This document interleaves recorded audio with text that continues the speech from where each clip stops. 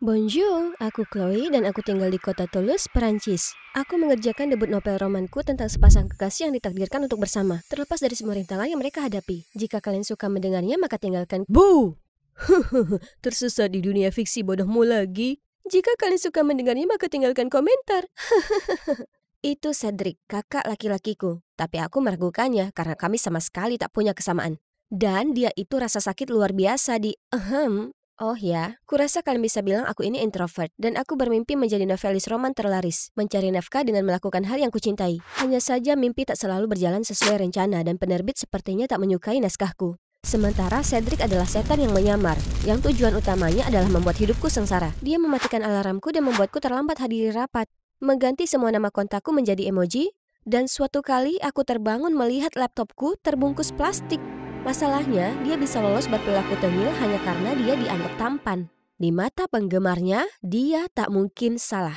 Tinggal dengan Cedric merupakan ujian ketahanan. Jadi aku menghindarinya sebisa mungkin dan sekolah di sekolah swasta, alih-alih di sekolah negeri yang sama dengannya. Semuanya lancar hingga orang tua kami kehilangan semua aset. Dan kami tak punya pilihan lain kecuali pindah ke rumah mungil ini. Suatu malam aku turun ke bawah mengambil air dan kulihat ibu dan ayah terjaga hingga larut malam dengan tagihan yang menumpuk. Melihat mereka begitu membuatku sangat ingin membantu. Jadi hari berikutnya aku katakan ke mereka kalau sekolah negeri punya klub menulis kreatif dan kalau aku ingin pindah ke sana. Biaya sekolahku bukanlah beban lagi. Tapi pergi ke sekolah yang sama dengan Cedric bukan hal yang tepat, jadi aku bersikeras agar dia berpura-pura tak mengenalku sama sekali. Tetap saja, beberapa hari pertama sungguh buruk karena aku terus saja tersesat dan merasa begitu asing. Aku hampir tak menatap ke atas dan hanya mengenali siswa lain berdasarkan sepatu mereka. Syukurlah berkat cewek bersepatu sneaker pink dan putih, Emma. Dia satu-satunya yang sungguh melihatku dan saat kuceritakan padanya mengenai mimpi menulisku, dia sangat mendukung. Kami jadi sahabat dan aku bisa ngobrol tentang apa saja, bahkan kakakku yang menyebalkan. Semuanya lebih baik di sekolah tapi tidak di rumah. Orang tuaku masih terus berupaya menyembunyikan masalah keuangan mereka dan Cedric hanya menjadi Cedric. Apa dia tak bisa lihat kalau sekarang bukan saatnya untuk kelakuan badutnya? Aku membantu sebisa mungkin dengan bersih-bersih, mencuci pakaian, menyiapkan makanan, dan bahkan bekerja paruh waktu di toko roti. Sementara dia benar-benar tak melakukan apapun. Kenapa kau tak bisa berhenti main-main? Santai sis, bahkan kalau kau punya masalah, semua stres ini akan membuat rambutmu beruban. Baiklah, bertingkahlah seperti orang bodoh dan tinggal di tempat bodoh ini selamanya. Aku akan dapatkan rumah lama kita sendiri. Setelah shift yang sibuk, aku hanya ingin pulang dan langsung tidur. Tapi ketika berjalan di sepanjang trotoar, kulihat Cedric sedang melakukan pertunjukan bodoh dan berisik. Dasar gelandangan egois dan konyol. Aku harus sungguh-sungguh menahan diri, kalau tidak tinjuku sudah pasti akan mendarat di wajahnya. Aku masih punya bab terakhir untuk diselesaikan. Badanku siap untuk istirahat, tapi aku tak bisa bersantai. Tidak jika aku ingin menyelesaikannya sebelum peluncuran buku Louis Beaumont. Dia adalah penulis favoritku. Aku sudah rencanakan berbulan-bulan untuk terbang ke Nice dan serahkan naskahku padanya. Tiba-tiba, lampu mati. Guys, sepertinya PLN memutus aliran listrik kita karena tagihan yang tak terbayar itu. Astaga, kita tak bisa hidup seperti ini. Jadi ku keluarkan sejumlah uang dari balik naskah. Itu uang perjalananku ke Nice. Tapi ini lebih mendesak, jadi aku harus lakukan yang harus kulakukan. Ibu, ayah, ini ada uang, hanya untuk membantu sedikit. Hari berikutnya, Cedric menerobos masuk ke kamarku dengan senyum sombong di wajahnya. Tebak siapa yang akan pergi ke Paris? Cobalah untuk tak terlalu merindukanku ya. Apa? Tapi di mana kau mendapatkan uangmu? Ibu dan ayah dong. Coba lihat. Itu uangku? Aku tak percaya ini. Kami bahkan tak punya listrik, tapi mereka memberinya uang untuk mengacau di Paris. Aku mendorongnya keluar dari kamarku dan membanting pintu. Aku selalu berusaha sebaik mungkin untuk tak mengecewakan mereka. Tapi mereka menyukai kakakku yang pecundang dan memanjakannya sampai busuk. Semua urusan keluarga ini membuatku lelah, jadi di hari sekolah aku menceritakannya ke Emma. Hanya saat ku coba bicara padanya, dia sepertinya teralihkan dan terus hanyut dalam alunan musik. Apa kau mendengarkan? Oh, maaf, tapi irama ini sungguh keren. Lihat, dia adalah pemenang kontes. Bukankah dia luar biasa dan berbakat? Ku tengok ponselnya dan melihat. Apa? Cedric? Jadi dia pergi ke Paris untuk kontes bodoh ini? Jangan membicarakan dia, oke? Itu kakakku yang egois dan tak perhatian yang selalu kuceritakan. Jadilah penggemarnya dan kita tak bisa lagi berteman. Semuanya menjadi lebih buruk saat Cedric pulang dan benar-benar membuat hujan dengan uang hadiahnya. Chloe, lihat semua uang yang dimenangkan kakakmu. Berkat bakatnya kita bisa kembali ke rumah kita yang lama. Kenapa semuanya terlihat begitu mudah untuk Cedric? Dia menyanyikan rap omong kosong dan menjadi selebriti. Sementara akulah yang harus relakan perjalananku, mimpiku. Paling tidak kami dapatkan rumah lama kami, tapi hari demi hari wartawan yang mengganggu ini membuatku gila. Bagaimana Anda hasilkan lirik yang bermakna? Bermakna? Semua orang tahu rap itu sebenarnya bukanlah musik. Itu cuma suara berisik penuh dengan umpatan dan cacian. Iya, jangan pedulikan dia. Dia cuma ngambek karena tak sarapan. Tak ada yang bisa lepas dari nama Cedric, bahkan di sekolah. Tolong, kenalkan aku padanya. Kenapa kau begitu terobsesi dengannya? Apa kau tak ingat apapun yang kukatakan tentang betapa menyebalkannya dia? Ayolah, beri kesempatan pada musiknya. Aku tak percaya seseorang yang menulis lirik seindah itu bisa jadi seburuk yang kau katakan. Baiklah, kalau dia ingin menemuinya, maka akan kukabulkan keinginannya. Sudah waktunya dia lihat wajah aslinya. Kubuka pintu dan menunjukkan Emma ke dalam. Tiba-tiba kami terselimuti taburan konfeti. Kenapa muka masam itu? Bom itu sambutan dahsyatku. Kau tahu berapa lama untuk bersihkan kekacauan ini? Ini kakakku, seorang idiot. Kakak idiot, M. Tapi kemudian aku berbalik melihat Emma sudah menyerap setiap perkataan Cedric. Aku tak tahan lagi. Waktuku lebih baik kuhabiskan untuk menulis. Pikiran gelisah melewati rasa takut. Matamu akan temukan mataku. Cinta akan mengikat kita seperti 9 nyawa kucing. Wah, itu sempurna. Tunggu, suara itu terdengar tak asing? Oh, astaga, laki-laki ini begitu tampan. Bonjour, saya Pierre, kolega Cedric. Apa dia ada di rumah? Iya, biar kutunjukkan jalannya. Untuk apa kau mencarinya? Kami sedang berkolaborasi, jadi aku di sini untuk berlatih. Sebagai penyanyi senior, aku juga bantu Cedric membangun pertunjukan dan koneksi di industri ini. Dia luar biasa, ya kan? Setelah hari itu, Pierre lebih sering mengunjungi rumahku. Ternyata, dia laki-laki yang manis dan lembut, yang selalu membawakan kami hadiah seperti bunga dan lilin beraroma. Setelah makan malam, dia bahkan membantuku cuci piring. Bagaimana mungkin seorang malaikat bekerja dengan kakakku yang setan? Suatu hari saat aku keluar dengan Emma, tiba-tiba dia melingkarkan lengannya padaku dan berkata, "Kau sungguh kelihatan ceria akhir-akhir ini." Itu mungkin karena Cedric lebih sering tampil di acara musik. Apa maksudmu itu tak ada hubungannya dengan Pierre? Ayolah Chloe, itu terlihat dari wajahmu. Baiklah, dia sangat baik. Dan senyumnya secerah mentari. Bagaimana bisa kudekati seseorang sepertinya? Kenapa kau tak awali dengan sepucuk surat cinta? Kuterima saran Emma dan menuliskan surat paling romantis yang pernah ada, lalu membawanya ke perusahaannya. Jika ada yang bertanya, aku akan bilang aku di sini untuk menemui kakakku. Hah? Apa mereka bertengkar? Aku mendatangi Pierre dan bertanya padanya apa yang terjadi. Oh, bukan apa-apa. Cedric hanya stres karena jadwalnya yang padat. Yang benar saja, seolah-olah rap omong kosong ini bisa membuat stres.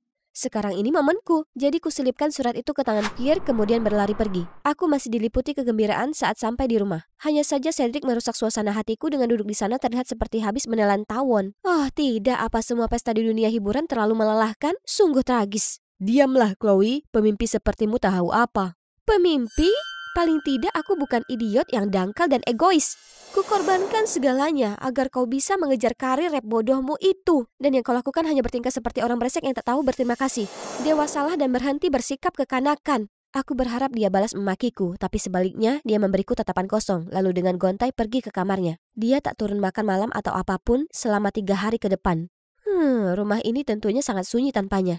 Tapi dia orangnya santai dan semuanya akan segera balik normal, ya kan? Kurasa sebaiknya kunikmati ketenangan selagi aku bisa. Hari berikutnya Emma muncul di rumahku dalam keadaan sedih. Apa Cedric di sini? Dia tak menjawab pesan atau teleponku. Hah? Kalian berdua saling berkirim pesan? Aku hanya penasaran apa dia baik-baik saja. Sungguh tipikal dirimu yang bicara dengannya di belakangku. Yang membuatku heran, Emma dengan tak sabar menerobos melewatiku begitu saja dan lari ke kamar Cedric. Kemudian dia kembali muncul membawa catatan. Cedric sudah pergi. Astaga, betapa tak bertanggung jawab dan impulsif. Dia sungguh tak peduli tentang siapapun kecuali dirinya sendiri. Cukup, aku tak mau dengar kau jelekkan kakakmu lagi. Apa kau tak bisa lihat dia sedang berjuang keras dan menunjukkan tanda-tanda depresi? Siapa yang tak peduli dengan keluarga di sini? Dan kau sungguh percaya kau ini lebih baik darinya? Ledakan Emma membuatku tercengang. Apa Cedric sungguhan depresi? Bagaimana aku bisa tahu kalau dia selalu main-main?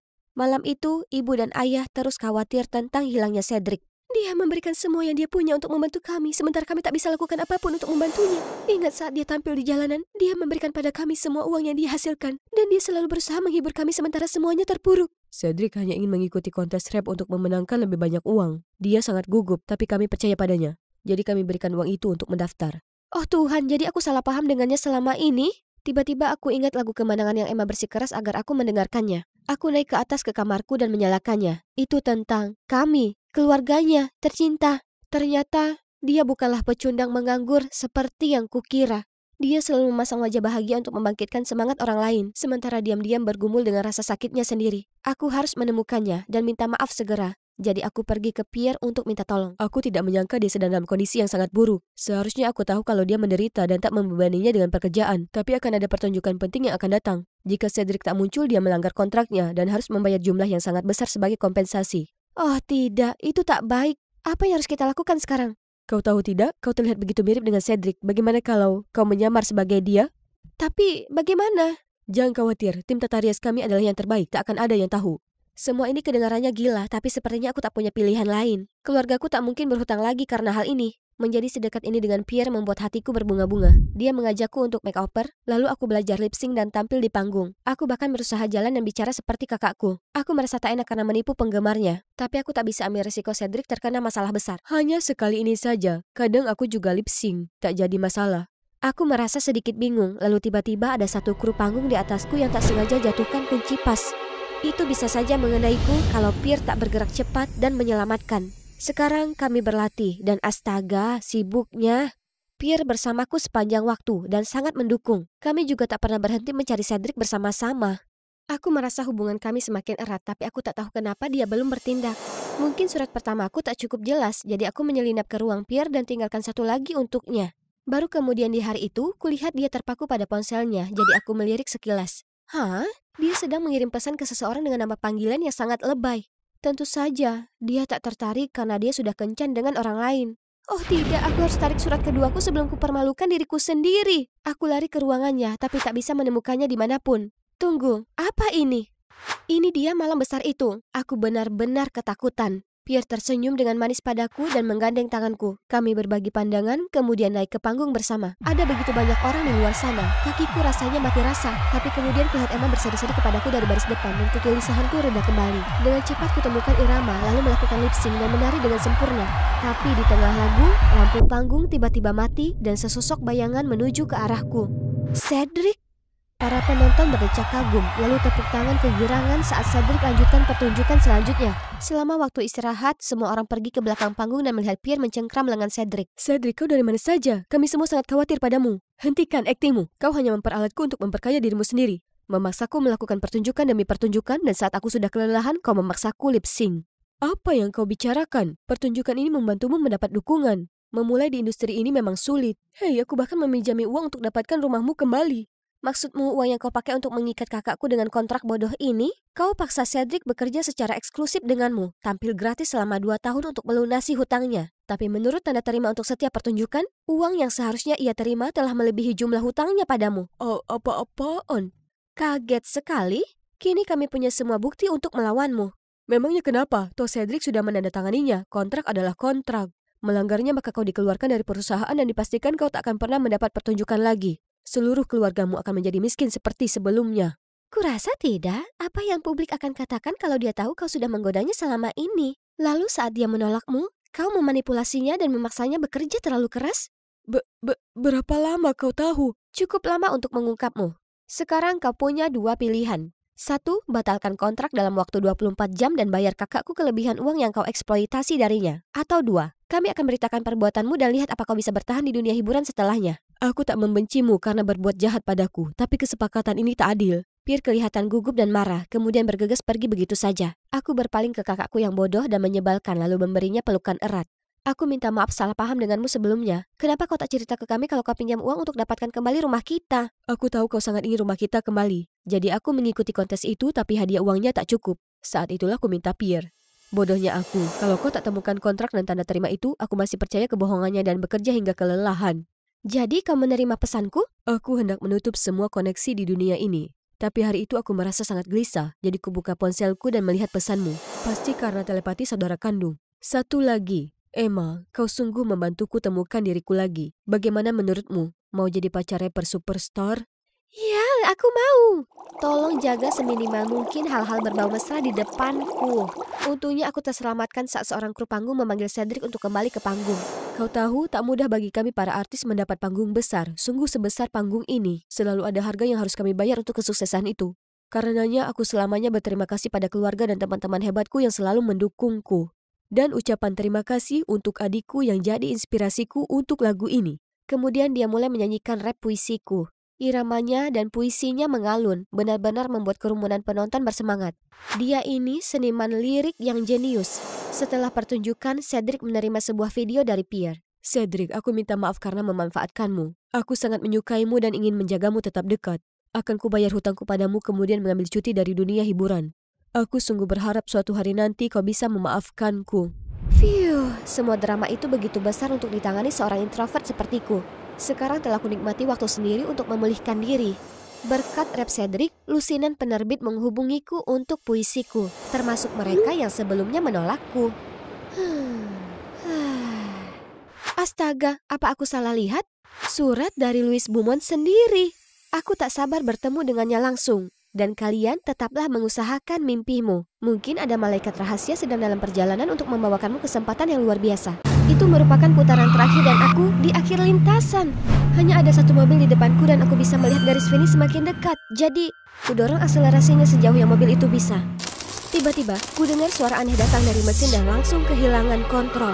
Mobil itu mulai berputar tak karuan dan keluar dari lintasan menuju rerumputan. Hai, aku Natalie, dan ini aku di balik kemudi itu. Kalian mungkin bertanya-tanya bagaimana aku bisa sampai di situasi itu. Jadi mari kita mulai dari awal. Aku terlahir dari keluarga pembalap, jadi kecintaan akan olahraga secara alami mengalir dalam nadiku. Tapi hidupku entah bagaimana mirip dengan Maggie Patton di film Herbie karena ayah tak izinkan aku balapan. Sebaliknya, ayah menyerahkan segenap keyakinannya pada kakak adopsiku Jeremy dan mencurahkan segala yang ia ketahui untuk mengajarinya, dengan harapan dia akan menjadi pembalap handal.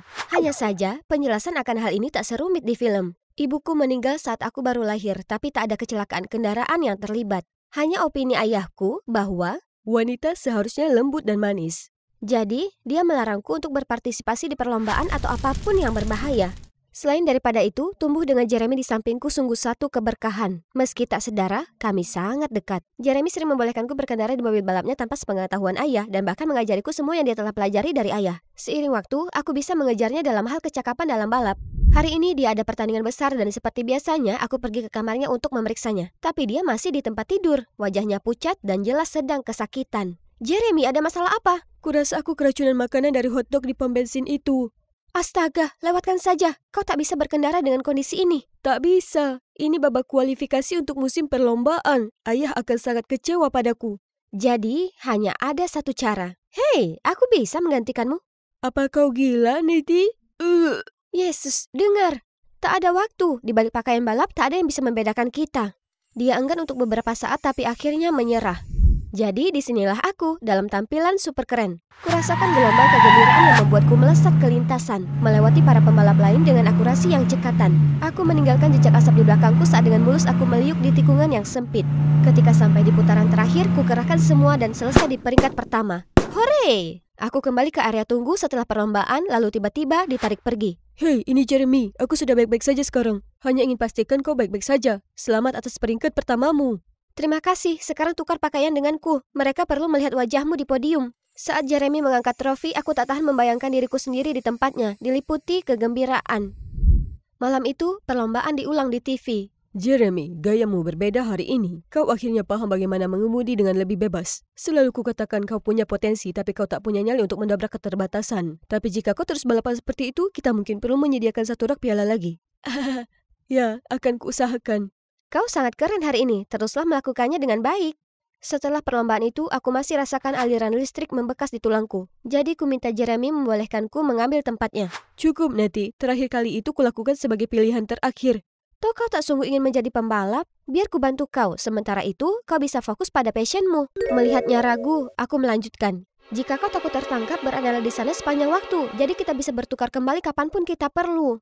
Jeremy, tak bisa menolak tatapan mata anak anjingku. Setelah itu, ku pakai pakaian balap Jeremy dan memasuki semua kompetisinya. Sementara waktu itu, Jeremy akan bersembunyi di antara kerumunan orang dan menunggu. Oh, apa aku sudah sebutkan kalau kakakku ini fanatik berat merajut? Dia bahkan menjalankan bisnis Etsy yang diisi dengan karya luar biasa yang dibuatnya sendiri.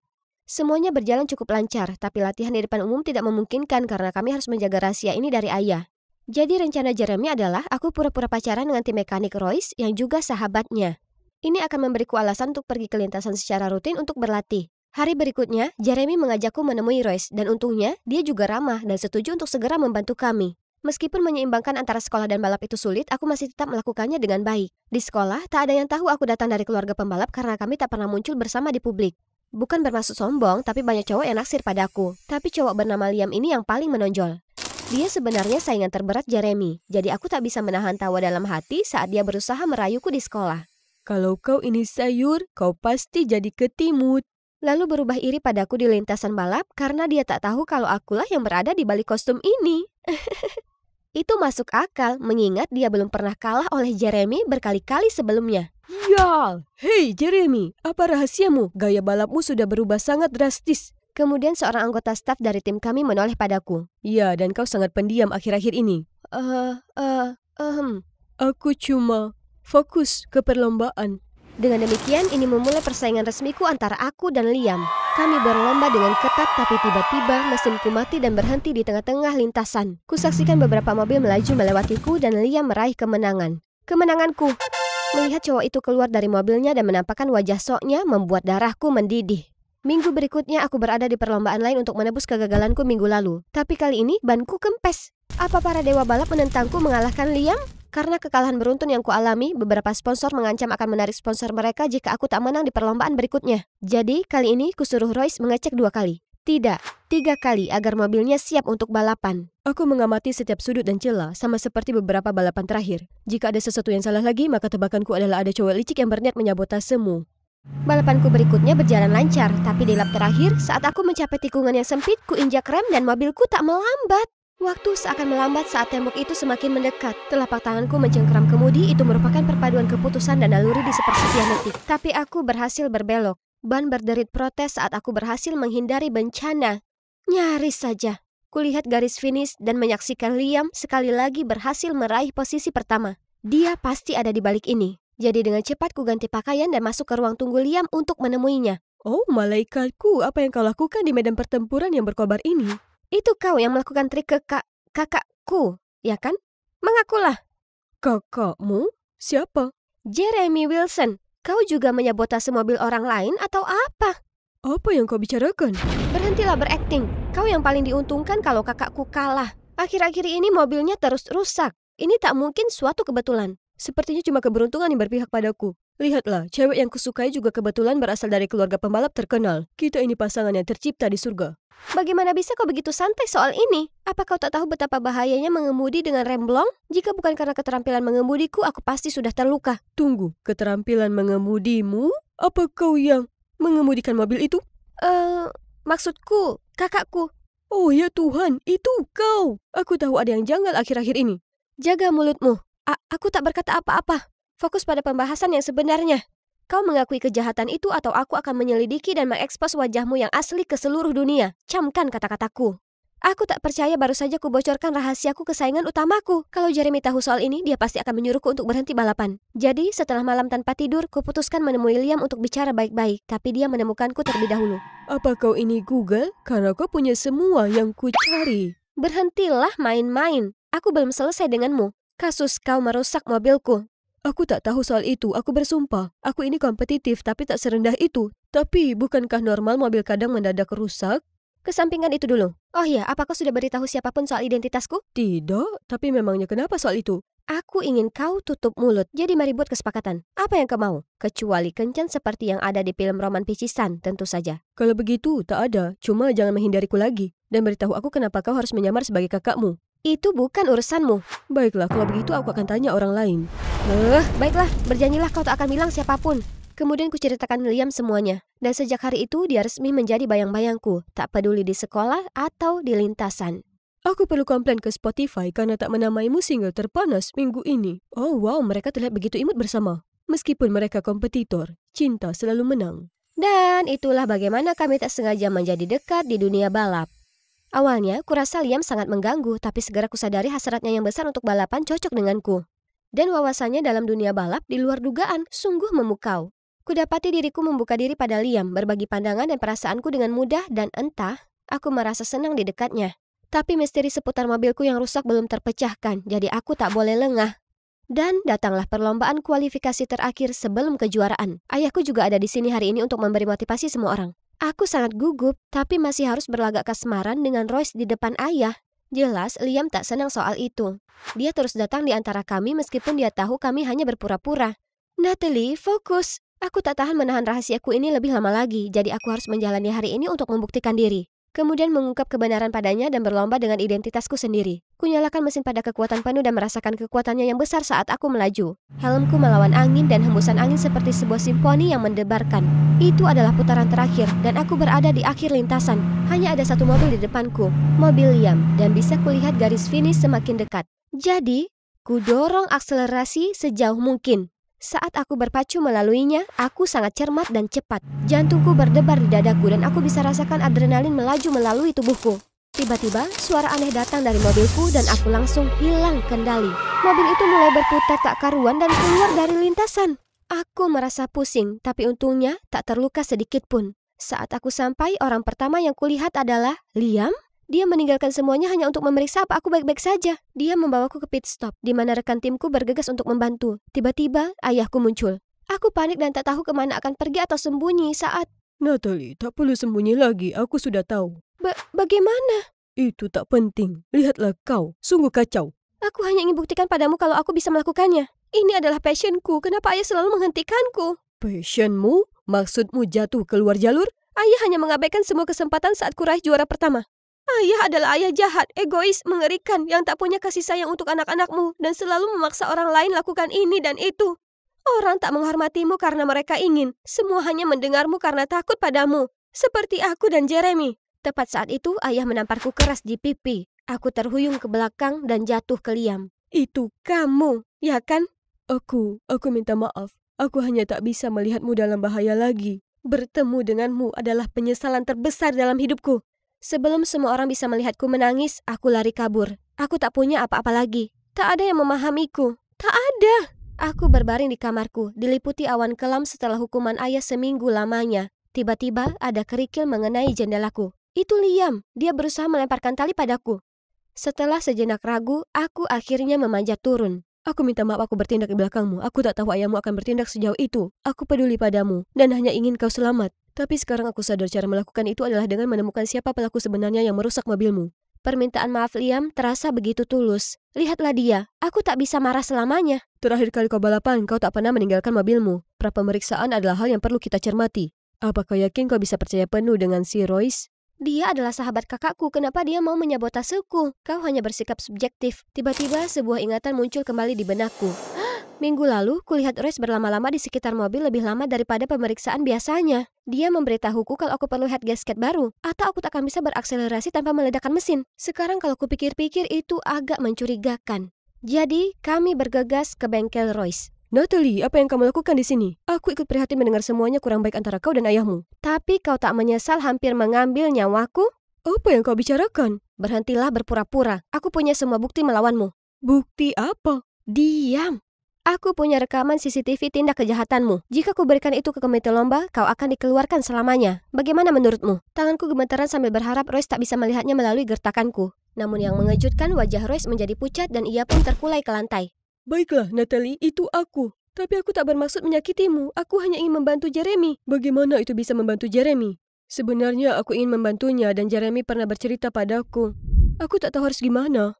Aku sangat menyayangi Natalie, tapi aku selalu merasa sungkan di depannya. Aku hanya anak adopsi, jadi pembalap adalah satu-satunya yang diinginkan ayah untukku. Jika aku berhenti balapan, beliau tak akan menyayangiku. Sementara Natalie jauh lebih baik daripada aku sejak awal. Jika ayah tahu kalau aku ini pecundang, ayah tak akan mengakuiku. Jeremy, kakakku yang malang. Aku hanya ingin menakutimu supaya tak balapan. Semua yang kulakukan ke mobilmu telah kupertimbangkan dengan cermat sebelumnya agar kau tak terluka. Aku minta maaf, aku akan cari cara untuk perbaiki semuanya. Aku pulang ke rumah malam itu, tapi hanya mendengar perdebatan di ruang tamu. Apa yang ayah lakukan ke Natalie itu tak adil. Ayah menahannya melakukan apa yang dia cinta, sama sepertiku. Aku tak pernah berani mengakui ini. Tapi sekarang, ayah, balap itu bukan passionku. Tapi ini. Apa? Tapi ayah menganggapnya aneh, ya kan? Sebenarnya aku hanya balapan untuk menyenangkan ayah dan cuma hal sederhana ini yang membuatku senang.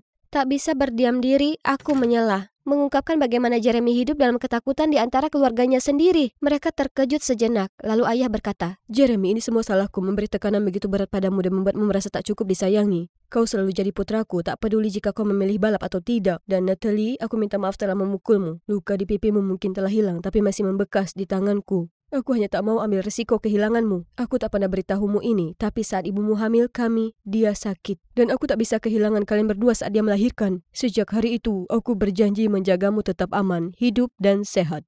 Ayah, aku menyayangimu, tapi aku juga cinta balap. Kuharap aku bisa mengandalkan dukungan ayah di lintasan. Kemudian aku mengungkap kalau Royce adalah yang menyabotase mobilku. Mereka berdua terkejut dan marah, terutama Jeremy. Tapi setelah diberitahu keseluruhan ceritanya, mereka memutuskan untuk memaafkan Royce karena dia menunjukkan penyesalannya mengakui kejahatannya lalu diskors untuk sementara waktu. Kami tak pernah lagi melihatnya sejak itu. Welas asih sejati tak hanya terletak pada kepedulian terhadap seseorang, tetapi juga kepedulian dengan cara yang benar.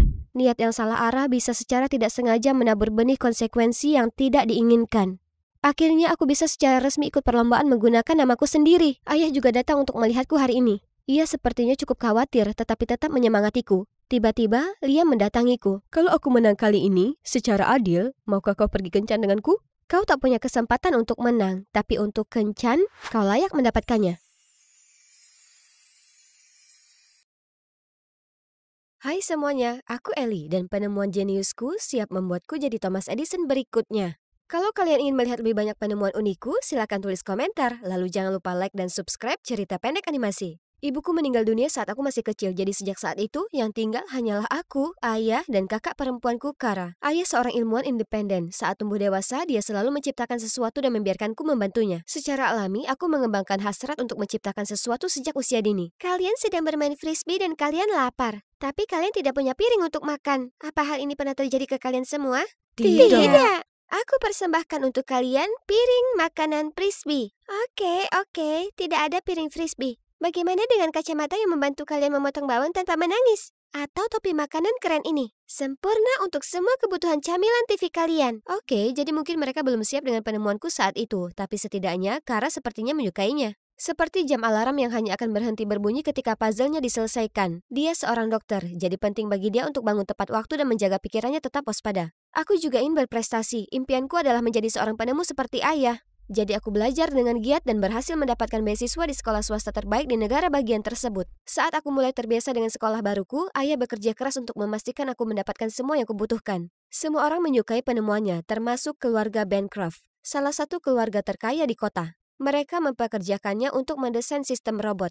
Namun karena kesalahan sistem, terjadi arus pendek dan membakar rumah mereka. Untungnya tidak ada yang terluka, tapi reputasi ayah dipertaruhkan. Dia harus membayar kerusakan yang berarti kami harus menjual rumah kami. Namun, kami tidak punya cukup uang. Saat itu, seorang wanita, Nyonya Harding, datang menemui ayah dan memberitahunya bahwa dia akan menyelesaikan semuanya dengan satu syarat. Dia harus tinggal di mansion dan bekerja secara eksklusif untuknya. Ayah tidak punya banyak pilihan, jadi dia setuju dan memintaku ikut juga. Sedangkan Kara, dia menerima tawaran pekerjaan bergaji tinggi untuk memberikan perawatan sepanjang waktu bagi pasien yang koma. Jadi dia pindah ke rumah sakit. Jadi ayah dan aku memulai usaha baru kami. Hanya saja kehidupan di rumah besar tidak berjalan baik. Segera setelah kami melangkah melewati pintu besar, ayah dimasukkan ke ruang bawah tanah untuk bekerja. Dan aku menjadi pelayan pribadi Nyonya Harding. Ini sangat tidak keren, jadi aku memutuskan untuk membalas dendam dengan manis. Aku mengutak-atik sepatu hak tinggi Nyonya Harding, sehingga aku bisa mengendalikannya dengan remote. Hanya saja aku ketahuan oleh Ariana, putri Nyonya Harding. Apa yang sedang kamu lakukan? Aku cuma... Oh, begitu. Pintar. Biarkan aku membantumu. Apa yang ada di dalam roti panggang kayu manis? Jadi, kami menyaksikan Nyonya Harding memakai sepatu hak tinggi, terhuyung-huyung, dan terjatuh.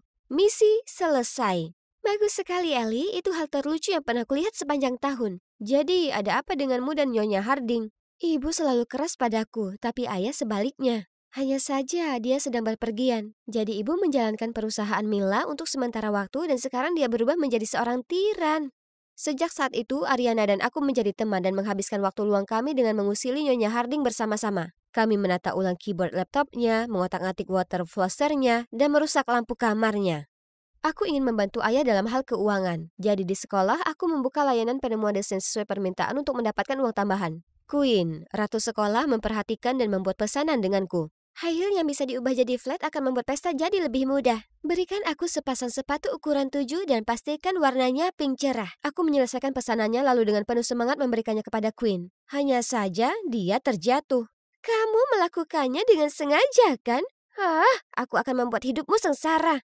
Aku membuatnya berdasarkan pesananmu. Hei, kamu sudah mendapatkan apa yang kamu pesan, jadi tinggalkan dia sendiri. Ternyata ini Owen yang juga mendapat beasiswa. Owen juga seorang ahli sains, jadi kami langsung akrab. Suatu malam, aku sedang menyajikan makan malam ketika aku mendengar Ariana bertanya kepada ibunya kenapa ayahnya belum kembali ke rumah. Ariana, dia telah terbang ke India untuk retreat spiritual. Hah? Kedengarannya itu bukan sesuatu yang dilakukan ayah?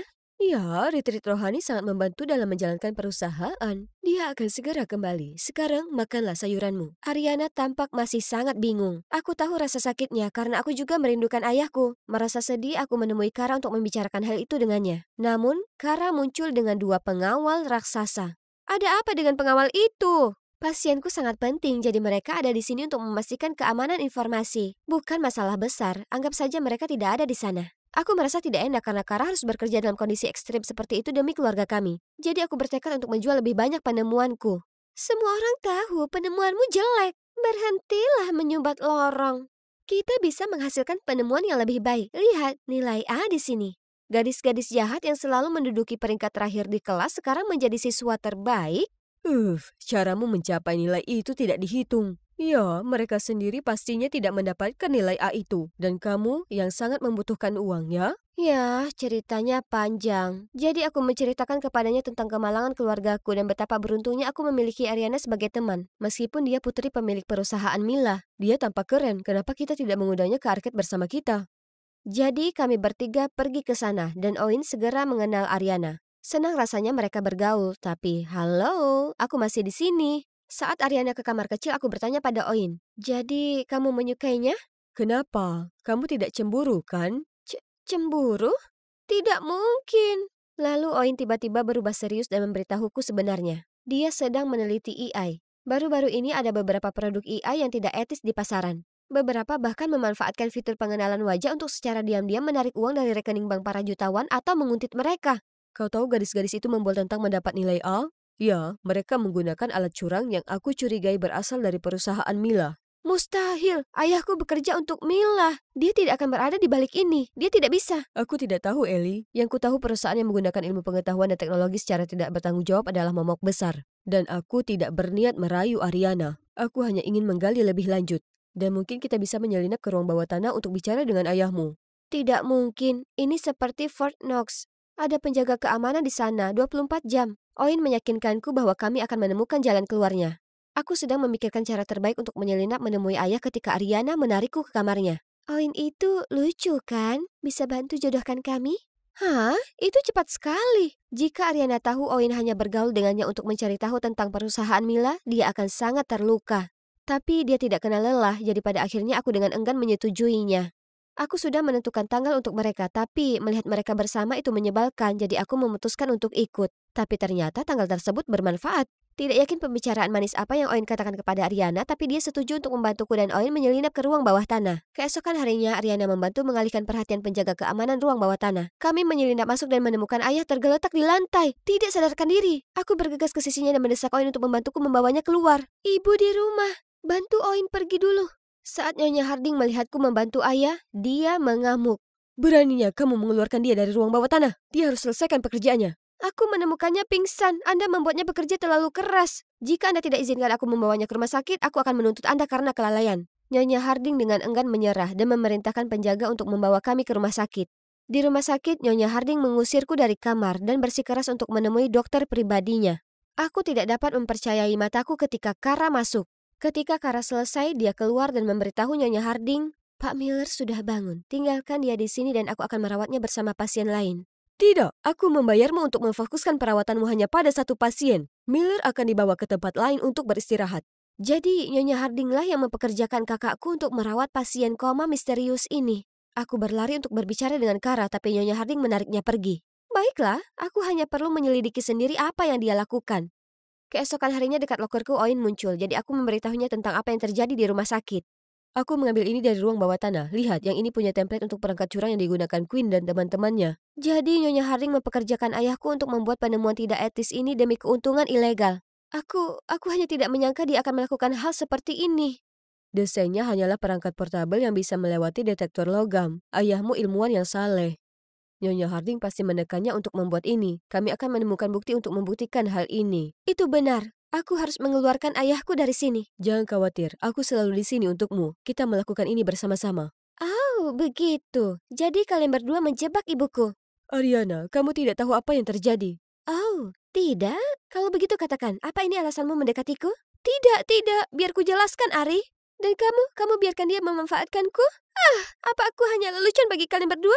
Lalu dia pergi. Apa yang paling aku takuti telah menjadi kenyataan. Ariana sangat marah pada kami berdua dan mengabaikan kami sejak saat itu. Beberapa hari kemudian, sebuah laporan berita besar muncul. Ilmu pengetahuan tidak sebanding dengan kehidupan biksu. CEO Mila Hari Harding pindah ke biara dan mewariskan perusahaan bernilai jutaan dolar kepada istrinya, Desi Harding. Aku dan Oin sangat terkejut mendengar berita itu. Saat itu Ariana datang untuk memberitahu kami.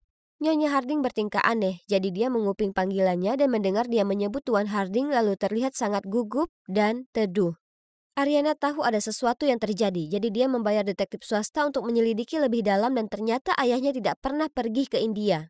Dan sekarang setelah dia kembali, dia menolak bertemu denganku dan dikelilingi oleh pengawal. Cukup sudah, kita harus menyelesaikannya. Jadi keesokan harinya, Ariana masuk ke dalam kamar ibunya. Bu, akhir-akhir ini kamu bersikap seperti menjauhiku. Bisakah kita menghabiskan waktu bersama, hanya kamu dan aku? Saat keadaan aman, aku menyelinap ke kantornya dan mencari-cari. Dengan menggunakan lockpickku, aku membuka lacinya. Di dalamnya ada rencana perawatan dengan nama Tuan Harding di atasnya.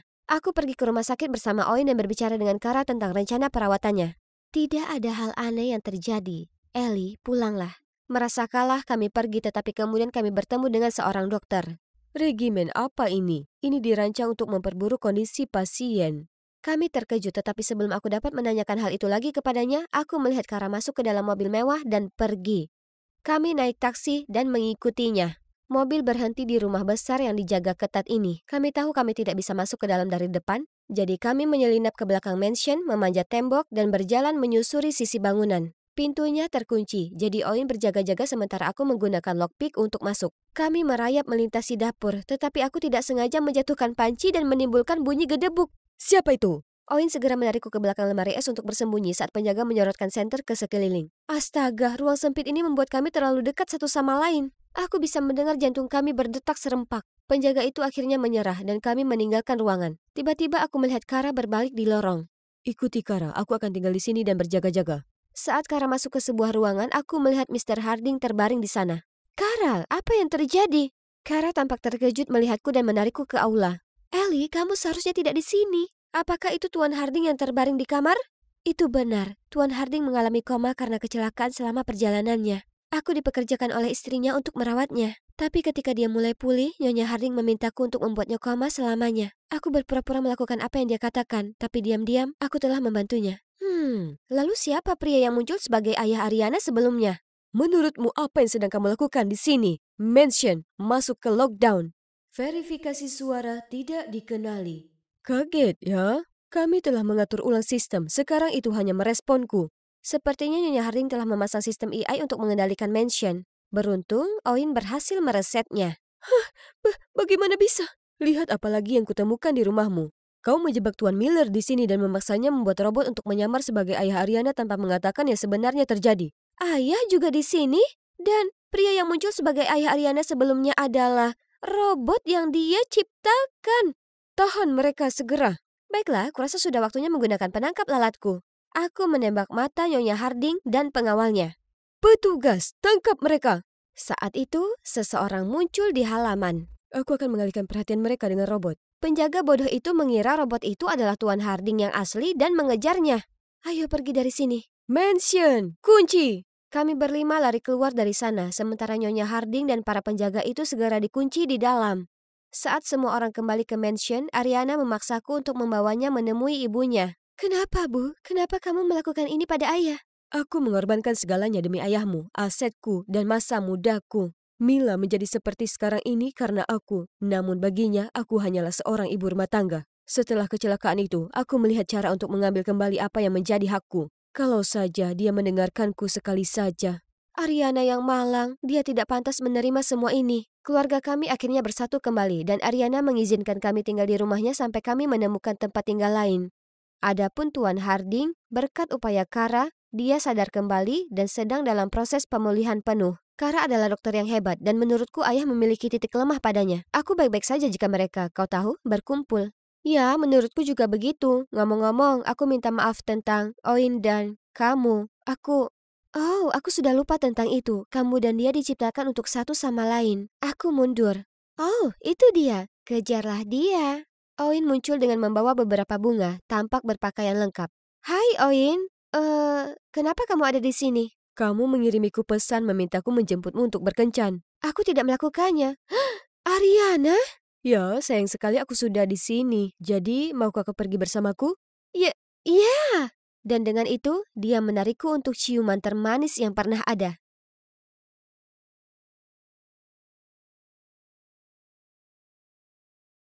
Sekarang maukah kalian melihat gadis ini yang menguasai panggung, membunuh semua pertunjukan? Coba tebak, itu aku.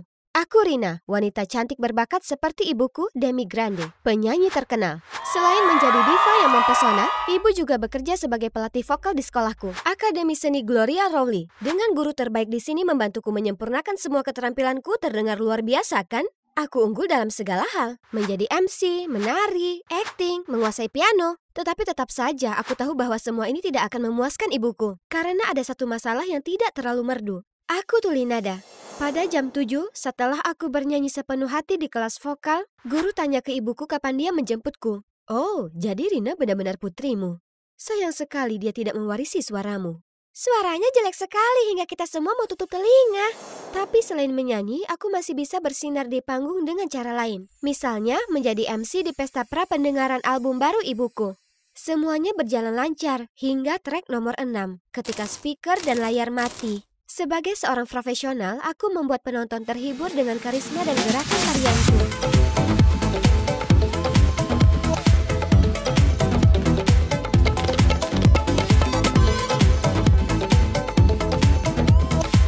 Rina, nyanyikan juga sebuah lagu untuk kami.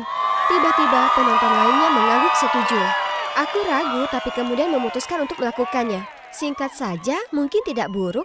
'Cause I'm in the stars tonight, so watch me bring the fire and set the night alight. Penonton mulai tertawa. Oh tidak, andai saja Harry Potter bisa meminjamkanku jubah tembus pandangnya sekarang. Tolong bantu aku.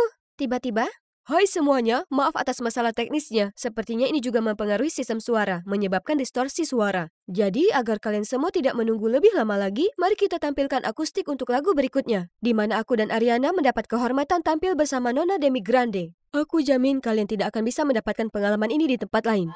penonton bersorak begitu keras. Mereka pasti sudah melupakan penampilan burukku. Terima kasih Tuhan, semua orang pasti menikmati ini. Maksudku, siapa yang bisa menyalahkan mereka? Lihatlah dia, penyelamatku. Bukan Harry Potter, tapi Brian Wills, penyanyi terbaik dari Departemen Vokal Akademi kita. Di akhir acara, aku bergegas untuk berfoto dengan ibu, tapi sepertinya dia sedang sibuk. Aku kira aku akan menemuinya di rumah. Malam itu aku berada di kamarku melihat klip video dari pesta ketika videoku bernyanyi muncul. Aku menelusuri komentar. Jadi, suara indah Demi pasti tidak diwariskan. Dia bisa menari dan berakting, tapi pasti tidak bisa menyanyi. Akan lebih masuk akal jika Ariana adalah putri Demi. Saat itu, ibu berterima kasih atas keberhasilan acara tersebut dan melihatku kecewa dengan kata-kata itu. Tidak masalah Rina, nikmati saja tarianmu atau apapun yang kamu suka. Menyanyi bukan untuk semua orang. Kata-katanya terngiang di kepalaku. Aku putri seorang diva, namun suaraku seperti katak. Tidak mungkin mereka bisa menyanyi, lalu putri diva ini juga bisa menyanyi. Jadi aku daftar beberapa pelajaran menyanyi online. Lalu mendaftar sebagai penyanyi solo pembuka untuk konser tahunan akademi. Selama aku berlatih keras, maka aku akan berhasil seperti aku mengasah keterampilanku yang lain. Ibu melihatku berlatih dan berusaha membantu. Tapi sekeras apapun aku berusaha, aku selalu datang dengan irama yang salah. Aku bernyanyi seperti sedang membaca, berbisik ketika suara terlalu rendah. Suaraku pecah dan melengking ketika terlalu tinggi. Sayang, kenapa kamu tidak menyiapkan tarian saja? Itu lebih cocok denganmu. Serahkan nyanyian pada departemen vokal kami. Ariana pasti akan berhasil. Ariana ini dan Ariana itu. Aku putrimu, bukan dia. Aku harus bisa menyanyi. Aku sedang melihat daftar kandidat yang terdaftar dan merasa gugup. Tapi Brian muncul di sampingku. Oh, jadi kamu ingin mengikuti jalur menyanyi? Jika iya, aku akan selalu mendukungmu. Dia memberiku beberapa materi untuk pelatihan vokal dasar. Aku berpikir betapa manisnya dia ketika Ariana dan teman-temannya lewat. Oh, jadi kamu dan Brian mencoba untuk solo pembuka? Oh, tidak, hanya aku saja. Bagaimana bisa Brian bersaing dengan pacarnya? Ariana adalah pacarnya? Jadi Brian sama sekali tidak menyukaiku, dia hanya bersikap sopan. Baik dia maupun ibu mengira aku hanyalah seorang tak berguna dan Ariana adalah pemeran utama. Jadi aku latihan siang malam untuk membuktikan mereka salah. Aku juga memposting klip pendek nyanyianku di forum dan berkata, jika orang memilihku, aku akan menampilkan pertunjukan besar yang penuh dengan nyanyian dan tarian. Keesokan harinya, sekolah mengumumkan 2 kandidat solo pembuka teratas, Ariana dan aku. Aku sangat gembira, tapi kemudian aku mendengar gumaman. Kamu benar-benar memilihnya? Aku hanya ingin melihat seberapa buruk suaranya. Jangan terlalu jahat, dia putri Nona Grande, tentu saja suaraku tertuju padanya. Tiba-tiba, Enid, gadis yang biasanya penakut ini muncul dan memberi selamat padaku. Jangan dengarkan mereka, Rina. Aku percaya hanya seseorang sebaik kamu yang pantas mewakili Akademi Seni Rowley di Gloria. Kata-kata baik Enid benar-benar memberiku kekuatan. Sekarang aku hanya harus terus berlatih. Aku sudah sangat dekat dengan tujuan sekarang. Akhir pekan itu adalah latihan terakhir sebelum babak seleksi. Aku sangat gugup dan ini pertama kalinya aku merasa seburuk ini di atas panggung. Aku tidak senyaman dan percaya diri saat menjadi MC atau penari. Aku bernyanyi dengan gemetar, tapi yang terpikir hanyalah tenggorokanku yang gatal. Aku tidak bisa mencapai nadanya. Apa aku mempraktekkan teknik yang salah? Tidak mungkin, aku sudah mengikuti semua instruksi yang diberikan Brian. Jika kamu tidak benar-benar ingin melakukannya, jangan memaksakan diri. Aku hanya merasa sedikit tidak enak badan hari ini, jadi aku tidak ingin memaksakannya. Jangan khawatir, aku punya pertunjukan luar biasa untuk semua orang di hari H. Oh, Brian, kemana saja kamu? Kita perlu mengulangi duet kita sekali lagi. Ariana lagi? Dia pasti mencoba berkelahi denganku. Aku dengan murung melihat sekeliling auditorium dan melihat semua orang dari departemen berbeda sibuk mempersiapkan penampilan luar biasa mereka. Mereka semua berlatih dengan penuh semangat, sementara aku bahkan tidak tahu lagi apa yang aku lakukan. Bagaimana aku bisa menyelamatkan pertunjukan ini? Aku sedang dalam keadaan terpuruk ketika Enid muncul di sampingku. Hei, mau bikin tim? Aku punya vokal dan kamu punya penampilan panggung yang terhebat. Melihat wajahku yang kebingungan, dia melanjutkan. Aku selalu mengagumimu dan sungguh menyedihkan melihatmu seperti ini. Kita hanya ingin acara akademi kita sukses, ya kan? Aku sudah berusaha keras. Semua orang, terutama ibuku, sangat menantikan penampilanku. Aku tidak bisa gagal. Jadi aku setuju untuk membiarkan Enid membantuku melakukan lip sync untuk audisi sekali saja. Lagi pula aku akan pulih tepat waktu untuk konser sebenarnya. Audisi dimulai dengan baik. Enid bernyanyi di belakang panggung dan ternyata suaranya setingkat Taylor Swift. Bahkan lebih dalam perasaannya daripada suara Ariana. Melihat wajah penonton yang terkejut, aku dengan percaya diri memberikan penampilan terbaikku. Tapi aku tiba-tiba menyadari tatapan bingung penonton dan menyadari sesuatu. Enid berhenti bernyanyi. Karena panik, aku menyalakan mikrofon untuk bernyanyi, tetapi suaraku terdengar bergetar. Kedengarannya buruk, tapi aku berhasil menyelesaikan lagunya dan bergegas ke belakang panggung. Segera setelah aku melangkah ke belakang panggung, aku melihat ibuku dan beberapa siswa lainnya termasuk Brian dan Ariana berkumpul di sekitar Enid yang menangis. Bilang mikrofonnya rusak dan dia tidak bermaksud mengecewakanku. Enid, apa yang kamu lakukan di sini? Aku tidak bisa, Ari. Maafkan aku. Aku tidak bisa. Meskipun kamu saudaraku, aku tidak bisa.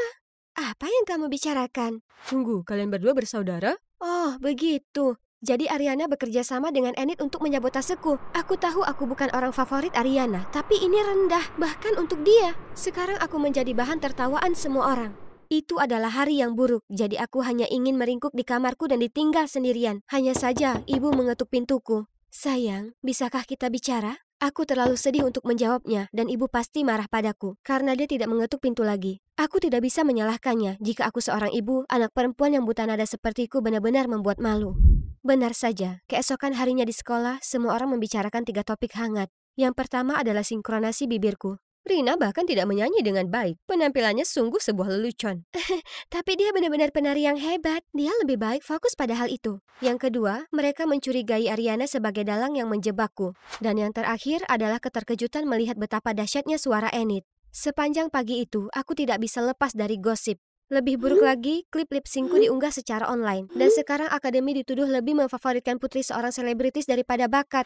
Aku tidak pernah bermaksud hal itu mempengaruhi ibuku dan reputasi sekolah. Aku tahu aku perlu mencoba memperbaikinya, jadi aku memutuskan untuk meminta maaf di depan semua orang saat istirahat makan siang. Itu ideku untuk lip sync dan aku tahu itu bodoh. Maaf, aku seharusnya tidak melakukannya. Namun sebelum teman-temanku jawab, Enid angkat bicara. Rina, aku tidak bermaksud menggagalkan rencana lip sync. Ariana memohon padaku, tapi aku menolak. Itu benar-benar kejadian yang tidak disengaja. Hentikan aktingmu. Aku tidak pernah memintamu melakukan itu. Aku tidak merekam obrolan kita karena aku mempercayaimu. Karena kau saudaraku. Tapi ayolah Ariana, kamu tahu apa yang kamu katakan. Oh, kamu tidak merekamnya? Maka kerjaku sudah benar. Ariana kemudian mengeluarkan ponselnya dan memutar video. Kenapa kamu berbohong tentang lip sync? Santai, kamu harus berterima kasih kepadaku karena membantumu menghilangkan saingan. Aku tersentak kaget dan begitu pula yang lainnya. Aku tidak pernah mengira Enid yang manis dan penakut bisa diam-diam begitu licik. Enid tidak bisa berpura-pura tidak bersalah lagi, jadi dia putus asa dan menceritakan semuanya. Oke, aku melakukannya, tapi tidak ada dari kalian yang mengerti bagaimana rasanya memiliki Ariana sebagai saudara perempuan. Suaraku lebih bagus, tapi aku tidak bisa bersaing dengannya. Dia cantik dan semua orang menyukainya, sementara aku selalu jadi kambing hitam. Belum lagi obat migrain yang membuatku menambah beban yang tidak bisa hilang ini. Jadi aku merasa terlalu tidak aman untuk berdiri di atas panggung. Aku hanya ingin Ariana merasakan kegagalan sekali saja. Merasakan apa yang aku rasakan. Jadi aku menggunakan Rina untuk memukulnya. Tapi mikrofonnya rusak dan aku malah menyalahkan Ariana. Semua orang masih mencoba untuk memproses semua fakta yang mengejutkan ini. Saat seorang anak laki-laki berdiri. Voila, semuanya sudah jelas. Itu hanya skema egois dari satu orang. Akademi Seni GR penuh dengan siswa yang sangat berbakat. Hentikan rumor bodoh itu. Ternyata pria itu telah melakukan live streaming semuanya. Kini setelah kasusnya ditutup, kredibilitas ibu dan akademi telah pulih. Tapi drama ini masih terlalu berat bagiku. Aku butuh istirahat. Ketika mendengarkan kicauan burung, aku mulai merasa lebih tenang. Tapi kemudian Ariana datang. Aku minta maaf tentang adikku. Memang benar aku sedikit iri padamu, tapi aku bukan pendendam. Iri? Padaku? Tapi kamu cantik, punya suara superstar dan semua orang di sekolah menyukaimu. Bagaimana denganmu? Kamu cantik, multitalenta, bisa menjadi MC, berakting dan menari. Aku hanya bisa nyanyi. Oke, jadi ternyata Ariana tidak sejahat seperti yang kukira. Dia sebenarnya baik. Mungkin seharusnya aku tidak terlalu cepat menghakiminya. Tiba-tiba, Brian menghampiri kami dengan ekspresi khawatir di wajahnya. Tenanglah harimau, aku tidak menyakiti gadismu. Dia milikmu sekarang. Pacarmu? Kenapa di sini dan tidak di rumah? Aku belum siap menghadapi ibu. Dia pasti benci memiliki anak perempuan yang buta nada. Rina, kamu salah karena lip sync, tapi bukan salahmu kalau kamu tidak bisa menyanyi. Bernyanyi bukanlah sesuatu yang wajib bagi semua manusia, ya kan? Tapi, apa kamu tahu betapa bangganya Nona Grande kepadamu? Dia selalu menceritakan kepada kami tentang pencapaianmu dan memutarkan video penampilanmu. Kata-kata bijak Brian membuatku merasa jauh lebih baik. Dia benar, aku harusnya tidak lip sync. Aku seharusnya menerima hal-hal yang sebenarnya aku kuasai dan menjadi diriku sendiri. Setelah bicara dengan Brian, aku merasa siap pulang dan menghadap ibu. Semua orang mengharapkan aku bernyanyi sebaik dirimu. Dan sejujurnya aku berpikir jika aku terus berlatih, aku akan mampu. Tapi kenyataannya aku bukan seorang penyanyi dan aku tidak akan pernah menjadi penyanyi. Aku tahu kamu marah, tapi aku tidak bisa jadi Ariana. Maafkan aku. Sayang, aku tidak ingin kamu menjadi orang lain selain dirimu sendiri. Aku sangat bangga padamu, dan aku minta maaf jika tindakanku terlihat berbeda di matamu. Aku sama sekali tidak marah padamu. Aku sebenarnya hanya ingin memelukmu tadi malam, tapi tidak ada jawaban, jadi aku pikir kamu mungkin perlu waktu sendiri. Jadi, kamu tidak kesal karena aku bukan penyanyi? Tentu saja tidak. Aku hanya ingin kamu bahagia dan mengejar apapun yang kamu sukai. Aku senang ibu dan aku membereskan semuanya, tapi aku tidak bisa berhenti memikirkan Enid dan alasan dia melakukan hal itu. Jadi aku mengiriminya pesan. Lip sync keputusan buruk, tapi aku sadar tidak ada orang yang pandai dalam segala hal. Kita semua punya kelebihan. Kelebihanku bukan menyanyi, itu kelebihanmu. Suaramu benar-benar indah, jangan biarkan apapun menghentikanmu melakukan apa yang kamu suka. Aku senang kita baik-baik saja. Benar sekali. Jadi bidadari penyanyi tidak membutuhkan sosok yang kaku. Terima kasih, dan aku minta maaf. Aku lega semuanya sudah beres, dan Enid mempelajari kesalahannya dan sekarang menyadari betapa menakjubkannya dia. Aku dengan cemas menunggu di belakang panggung untuk penampilanku. Untungnya aku punya Brian untuk mendukungku. Meskipun dia terlalu banyak rewel. Aku hanya penari cadangan, periksa Ariana. Dia bintang pertunjukannya. Bukan aku dalam pikirannya. Kamu adalah prioritasnya. Hei, dia bahkan melepaskan kesempatan pertunjukan pembuka untukmu. Hah? Kamu benar-benar melakukan itu untukku? Prioritasmu? Sejak kapan? Ya, sejak aku melihatmu menjadi MC di hari pertama sekolah.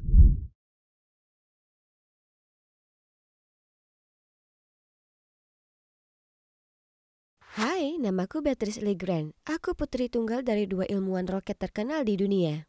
Sejak kecil, aku selalu diajak setiap kali mereka tampil di televisi. Dan sahabatku, Alexine, selalu menjadi teman baikku. Apa rahasiamu meraih kesuksesan? Ya, kami berdua cinta sains sejak kecil dan memutuskan untuk mengabdikan hidup kami untuk sains. Dan keluarga adalah motivasi terbesar kami, bukan sains roket.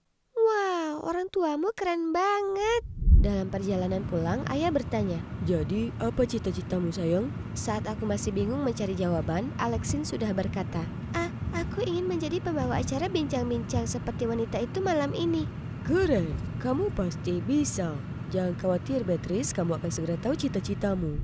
Tapi Alexin dan aku mengalami masalah dalam belajar. Alexin kesulitan mengucapkan kalimat yang tepat, sedangkan aku sulit membaca dan menulis. Tentu saja kami benci sekolah. Orang tuaku membawaku ke dokter dan aku didiagnosis menderita disleksia. Ia juga mengatakan aku akan mengalami banyak kesulitan di sekolah dan tidak akan mencapai hasil akademis yang tinggi. Aku cukup kesal mendengarnya. Tapi ayahku, yang merupakan guru SMA, tidak senang dengan pernyataan itu. Omong kosong, Beatrice sangat cerdas. Disleksia atau tidak, ia akan berhasil dengan metode belajar yang tepat. Sejak saat itu, ayahku mulai membantuku dan Alexin belajar. Setiap kami selesai satu buku, ia akan memberi kami hadiah kecil. Ia juga memperkenalkan kami pada olahraga, seni, dan bahkan membawa kami ke tempat-tempat keren seperti museum, galeri, dan akuarium. Sejak aku melangkahkan kaki di akuarium, aku tahu tempat ini cocok untukku. Karena lumba-lumba. Lihat, ia mengikutiku. Aku langsung memberitahu orang tuaku kabar baik itu malam itu. Aku sudah menemukan passionku. Aku akan jadi ahli biologi kelautan saat aku dewasa. Tahun demi tahun berlalu dan sekolah tidak lagi menakutkan bagi kami. Berkat ayahku, aku sekarang menjadi yang terbaik di kelas dan unggul dalam pelajaran biologi. Disleksia tidak terlalu mempengaruhiku. Sementara itu, Alexin berhasil menghilangkan gagapnya dan jauh lebih percaya diri. Kami seperti Superman dan Batman, selalu berdampingan untuk meraih impian kami. Profesor Coleman, tolong ceritakan lebih lanjut tentang penelitian terbarumu. Ini adalah karya hidupku yang telah dikembangkan selama 1 dekade terakhir. Kami berdua diterima di SMA elit yang akan menjadi batu loncatan yang bagus untuk masa depan kami. Namun tidak seperti di SMP di mana aku bisa belajar dengan kecepatanku sendiri. Aku harus berusaha keras untuk mendapatkan nilai yang bagus karena kurikulum di sini sangat ketat. Sayangnya, disleksia kambuh karena stres, membuat segalanya semakin sulit bagiku. Di kelas, aku harus mencari kamu setiap 5 menit, yang membuat proses belajarku melambat. Suatu kali aku tinggal di kelas selama istirahat untuk mengkoreksi semua kata-kata yang aku campur aduk dalam esaiku. Itu membuatku disebut sikutu buku.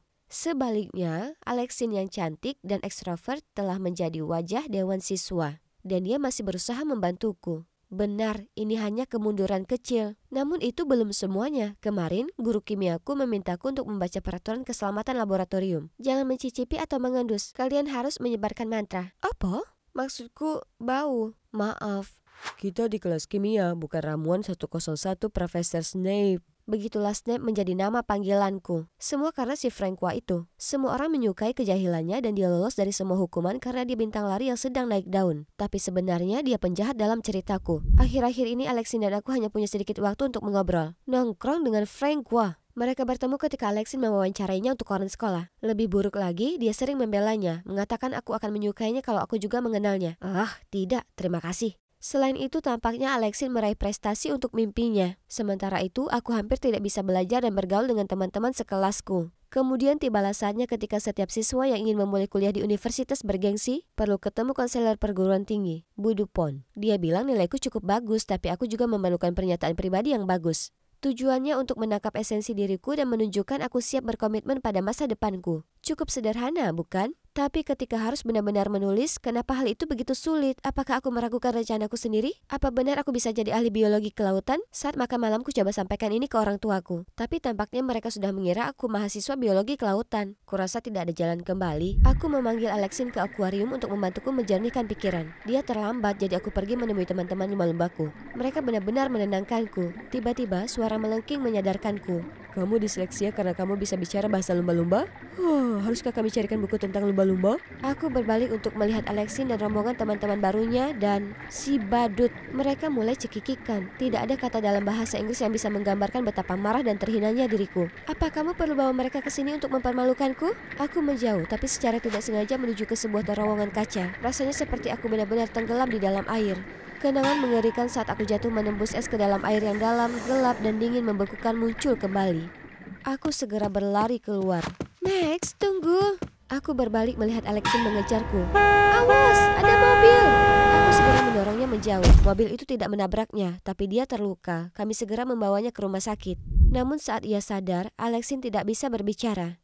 Dokternya mengatakan pita suaranya lumpuh sementara karena trauma leher dan dada. Artinya Alexin tidak bisa menjadi pembawa acara hari olahraga sekolah. Aku diliputi rasa bersalah. Alexin berkata, "Aku akan baik-baik saja. Maaf, Aku pikir mengajak teman sekelas akan menghiburmu. Ia bahkan berkata aku harus mengejar impianku dan tidak membiarkan apapun menghalangiku. Aku sangat tersentuh, namun entah kenapa kata-katanya membuatku merasa sangat tertekan. Aku akan bekerja lebih keras mulai sekarang. Setelah hari itu, Francois terus mengikutiku kemana-mana mencoba meminta maaf. Aku menghindarinya seperti wabah. Suatu hari aku bolos bahasa Inggris dan saat aku kembali, teman-teman sekelasku membicarakan tentang guru pengganti bernama Pak Legrand. Mereka tampak begitu bersemangat karena dia tidak menyuruh mereka mengerjakan tugas dan hanya menceritakan kisah-kisah lucu.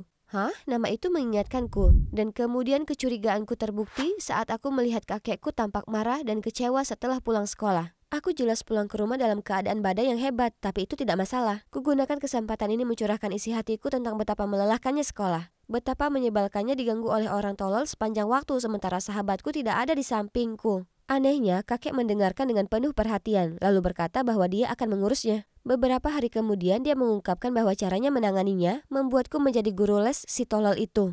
Ide terburuk yang pernah ada. Meskipun Pop-Pop menjamin badut itu akan bekerja denganku, aku tetap ingin mencium atlet itu dengan pukulan ke atas. Aku ke Alexin berpikir dia akan membantuku. Tanpa diduga, Alexin juga menyuruhku untuk memberinya kesempatan. Lalu aku mungkin melihat sisi baiknya juga. Tepat pada saat itu, si idiot itu muncul dengan Nintendo Switch. Sungguh tidak dewasa, itu isyarat bagiku untuk pergi. Setelah pelajaran pertama, aku menyadari metode pengajaran biasa apapun tidak akan pernah bisa menarik perhatian si bodoh ini. Tapi aku tidak bisa nyerah gitu aja. Orang tuaku mengajari tidak ada siswa yang buruk. Baiklah, aku akan temukan cara yang tepat untuknya belajar. Jadi, aku menunjukkan kepadanya video YouTube tentang biologi agar dia tetap fokus, mengajarinya lagu tabel periodik, dan bicara sejarah dunia dengan bahasanya. Pada tahun 1914 setelah Archduke Austria meninggal, Austria-Hungaria menyatakan perang terhadap Serbia. Dan Rusia seperti, jangan banyak bicara, kami akan menangkapmu. Kemudian Jerman ingin menjadi karakter utama dan mengobarkan perang ketika tidak ada yang memintanya. Jadi, maksudmu Perang Dunia Pertama dimulai terutama karena Kekaisaran Jerman ditekan untuk menjadi yang terbaik? Ya, saudaraku. Setelah beberapa waktu, nilai Francois naik dari D dan F menjadi C dan B. Sementara aku tidak perlu lagi belajar keras seperti sebelumnya karena mempersiapkan pelajaran untuknya membantuku mengingat semuanya secara alami. Belajar tiba-tiba tidak begitu sulit lagi, dan mungkin Alex benar, orang ini ternyata tidak seburuk itu. Suatu sore, Francois berbagi kabar baik. Hei, lomba lariku lancar, terima kasih membantuku memperbaiki nilaiku. Kalau tidak, aku didiskualifikasi. Ayo kita rayakan. Selamat, kita tidak bisa merayakannya tanpa Alexin. Kudengar dia baru saja kembali dari rumah sakit. Ayo ke tempatnya dan bersenang-senang, tapi jangan berlebihan. Francois dengan semangat bicara tentang prestasinya yang hebat, sementara aku memberitahu Alexin bahwa kami sudah akur. Namun Alexin tampak tidak bersemangat. Kemudian dia dengan dingin meminta kami untuk pergi. Kami berdua sangat bingung. Aku bertanya kepada Ibu Alexin dan mengetahui bahwa sebagian besar lukanya telah sembuh kecuali pita suaranya. Dia sedang menjalani perawatan, tapi dokternya tidak yakin berapa lama waktu yang dibutuhkan untuk bisa berbicara lagi. Gadis malang. Tiba-tiba Alexin keluar untuk meletakkan selembar kertas di tanganku lalu melarikan diri. Dalam perjalanan pulang aku membaca, "Ini semua salahmu. Jika kamu tidak lari, semua ini tidak akan terjadi. Aku lebih baik tertabrak mobil, itu hanya akan membuat lenganku patah. Kamulah yang membunuh impianku." Itukah perasaan Alexin yang sebenarnya? Kata-katanya sangat menyakitkan. Ketika Alexin kembali ke atas, dia tidak berbicara dengan siapapun dan tentu saja menghindariku dan Francois.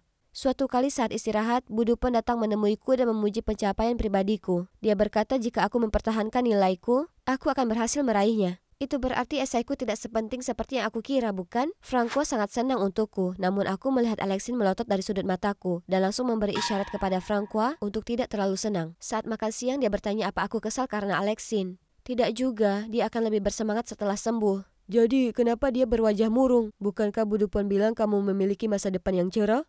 Aku tidak yakin lagi. Aku membuat diriku terlihat seperti seseorang yang benar-benar berkomitmen pada biologi laut dalam esaiku. Namun jauh di lubuk hati aku merasa seperti berbohong. Aku bahkan tidak bisa mendekati air setelah jatuh menembus es sekali itu. Tiba-tiba aku merasa tenggorokanku tertutup dan mataku berair. Aku secara naluriah berdiri pergi tanpa mengucapkan sepatah kata pun. Aku ingin membicarakan hal ini dengan ibuku segera setelah aku tiba di rumah. Namun aku tiba di tengah-tengah percakapannya dengan Ibu Alexin. Ia memberi kami kabar baik. Terapi suara berhasil dan Alexin kini dapat bicara. Itu luar biasa. Ibu Alexin berkata ia menungguku di taman, jadi aku langsung pergi ke sana. Di taman, aku melihat Alexin berdiri di tepi kolam. Syukurlah kamu bisa bicara lagi. Aku selalu tahu kamu akan pulih demi mimpimu. Mimpiku? Sudah berubah jadi abu. Lalu Alexin memberitahuku bahwa meskipun dia bisa bicara lagi, suaranya yang lembut tidak bisa kembali. Oh tidak, aku mati rasa di dalam hati dan berusaha sekuat tenaga untuk menghiburnya. Aku masih percaya dia bisa mengatasi ini dan mendapatkan kembali suaranya seperti dia mengatasi gagapnya. Gampang bagimu untuk mengatakannya. Apa kamu tahu bagaimana rasanya ada setan di tenggorokanmu? Aku bahkan tidak mengenali diriku sendiri lagi. Tidak, kamu masih bisa. Bagaimana denganmu? Bisakah kamu mengatasi rasa takutmu untuk meraih mimpimu? Ayo sekarang, lakukan. Dengan setiap baris, Alexin melangkah maju, mendorongku lebih dekat ke tepi hingga hanya ada beberapa inci antara aku dan air. Teruskan, ini demi mimpimu. Apa yang kamu takutkan? Alexin melangkah satu langkah lagi dan aku jatuh ke dalam kolam. Trauma menguasai diriku. Aku panik, mengira ini sudah berakhir. Lalu, seseorang menarikku keluar. Francois! Kau gila, dia bisa saja mati. Alexin berlari sambil menangis. Jangan membentaknya, aku seharusnya tidak mengorek lukanya. Lagi pula ini seharusnya jadi latihan saat aku menjadi ahli biologi laut. Serius? Apa kau hanya menakut-nakuti dirimu sendiri?